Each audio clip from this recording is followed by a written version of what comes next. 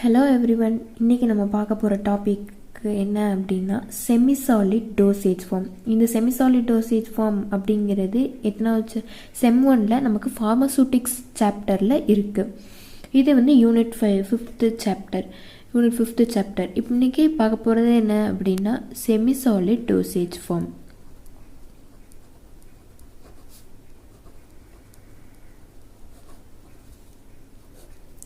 Semisolid dosage form அப்படின்னா என்ன?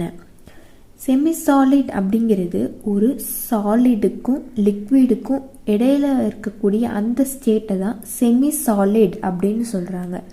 அந்த செமிசாலிட் அப்படிங்கிறத ஒரு மாத்திரையாவோ இல்லை ஒரு இதாவோ ப்ரிப்பேர் பண்ணுறப்ப அதை டோசேஜ் ஃபார்ம்னு சொல்கிறாங்க. அதான் semisolid dosage form. Semisolid dosage ஃபார்முக்குள்ளே என்னென்னலாம் வரும் அப்படின்னு பார்த்தா ointment, cream, jellies and paste. இந்த ஆயின்மெண்ட்டுன்னு பார்த்தீங்கன்னா ஒரு சாலிட் ஃபேஸ் இருக்கும், ஒரு லிக்விட் ஃபேஸ் இருக்கும். அது ரெண்டும் கலந்து வர்ற ப்ரிப்பரேஷனில் தான் வந்து ஆயின்மெண்ட் அப்படின்னு சொல்கிறாங்க. அதே மாதிரி க்ரீம்ஸ் அப்படி தான், ஒரு சாலிட் ஃபேஸ் ஒரு லிக்விட் ஃபேஸ் இருக்கும், அது ரெண்டும் சேர்ந்து வர்றதை க்ரீம்ஸ் சொல்கிறாங்க. அப்புறம் ஜெல்லிஸ், பேஸ்ட் எல்லாமே அதே மாதிரி தான். இந்த செமிசாலிட் டோசேஜ் ஃபார்ம்லாம் எப்படி இருக்கும் அப்படின்னா ஒரு யூனிட் டோசேஜ் ஃபார்மாக இருக்கும். இது எல்லாமே வந்து ஒரு யூனிட் டோசேஜ் ஃபார்ம்.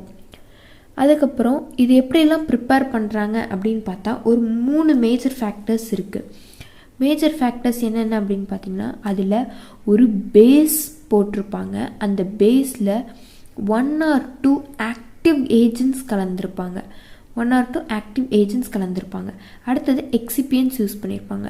எக்ஸிபியன்ஸ் அப்படின்னா என்ன அப்படின்னா ஒரு டோசேஜ் ஃபார்மை ப்ரிப்பேர் பண்ணதுக்கப்புறம் அதோட ஸ்டெபிலிட்டி இல்லைன்னா கெட்டு போகாத தன்மைக்கு நம்ம அதை வந்து கரெக்டாக மேட் பண்ணுறத தான் வந்து எக்ஸிபியன்ஸ் அப்படின்னு சொல்கிறோம்.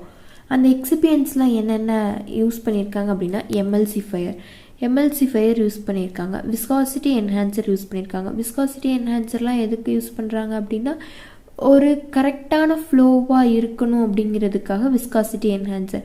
இப்போ ஆயின்மெண்ட்லாம் நம்ம எடுத்து நம்ம ட்ராபிக்கல் ஸ்கின்ல அப்ளை பண்ணும்போது தண்ணி மாதிரி போச்சுன்னா அதோட மெடிக்கேட்மெண்ட் எல்லாமே போயிடும்.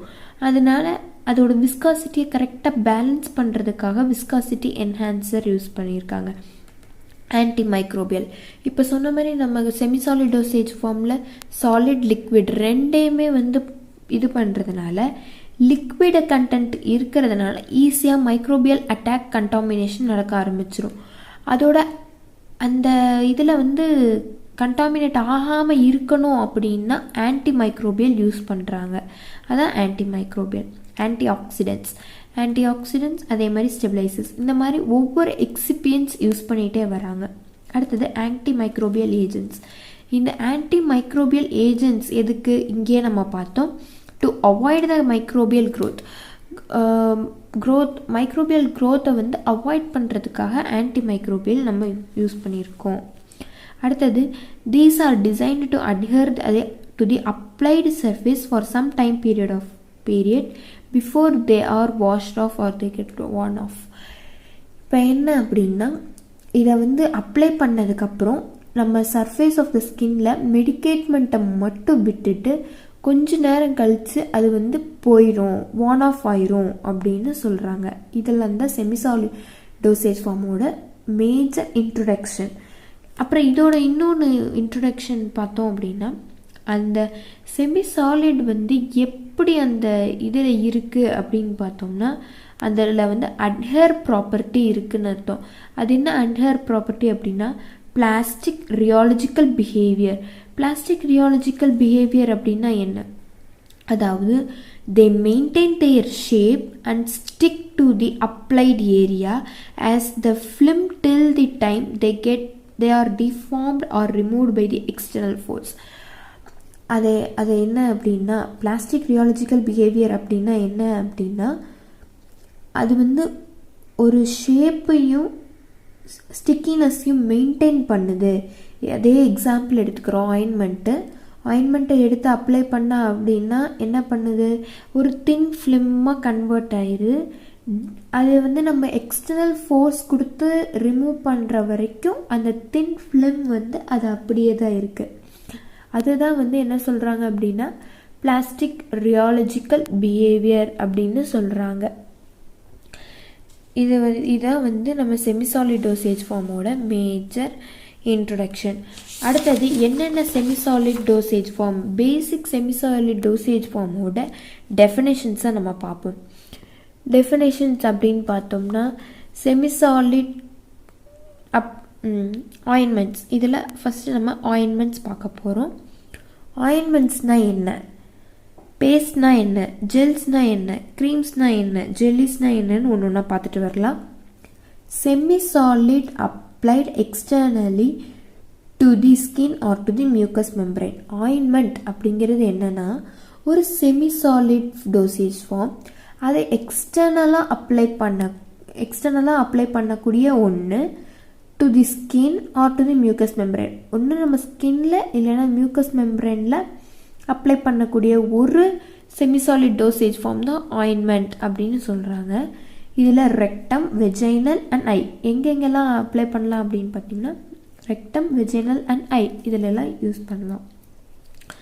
நெக்ஸ்ட்டு பார்த்தோம்னா பேஸ்ட். பேஸ்ட் அப்படிங்கிறது என்ன, இதுவும் ஒரு செமிசாலிட் சிஸ்டம்ஸ் அப்ளைட் எக்ஸ்டர்னலி. இதுவும் அப்ளை பண்ணுறது எக்ஸ்டர்னலாக தான் அப்ளை பண்ணணும். Or made up of ointment base with high concentration of the drug dispersed into it. ஆயின்மெண்ட்டுக்கு வந்து ஆயின்மெண்ட் பேஸ்வே மேக் பண்ணுவாங்க, ஆயின்மெண்ட்டை தான் மேக் பண்ணுவாங்க. இந்த பேஸ்ட்டுக்கு என்ன பண்ணுவாங்க அப்படின்னா ஆயின்மெண்ட் பேஸை வச்சு ப்ரிப்பேர் பண்ணுறத தான் வந்து என்ன சொல்கிறாங்க அப்படின்னா பேஸ்ட் அப்படின்னு சொல்கிறாங்க. இதில் வந்து பேஸ்ட்டில் என்ன பண்ணியிருப்பாங்க அப்படின்னா ஹை கான்சன்ட்ரேஷன் ஆஃப் அ ட்ரக்கை வந்து டிஸ்பர்ஸ் பண்ணியிருப்பாங்க. ஆயின்மெண்ட்டை பேஸை வச்சு பேஸ்ட்டை ப்ரிப்பேர் பண்ணுறாங்க. இதில் வந்து என்னென்னா ஹை கான்சன்ட்ரேஷன் ஆஃப் அ ட்ரக்கை வந்து டிஸ்பர்ஸ் பண்ணியிருப்பாங்க அப்படின்னு சொல்கிறாங்க. அதே மாதிரி பேஸ்ட் ஆர் மோர் விஸ்கஸ் தென் ஆயின்மெண்ட்ஸ். ஆயின்மெண்ட்ஸை விட பேஸ்ட் எல்லாமே வந்து மோர் விஸ்கஸாக இருக்கும் அப்படின்னு சொல்லியிருக்காங்க. நெக்ஸ்ட்டு பார்த்தோம்னா ஜெல்ஸ் அப்படின்னா என்ன அப்படின்னா these are also a semisolid dosage form. இது என்ன அப்படின்னா இதுவும் semisolid dosage form. Suspension of either tiny distant particles or large organic molecules interpreted by a liquid. அதாவது ஜெல்ஸில் என்ன அப்படின்னா இது வந்து ஒரு suspension of either tiny or distant particles, ஒரு சின்ன tiny or distant particles use பண்ணியிருப்பாங்க. Or large organic molecules interpreted by a liquid.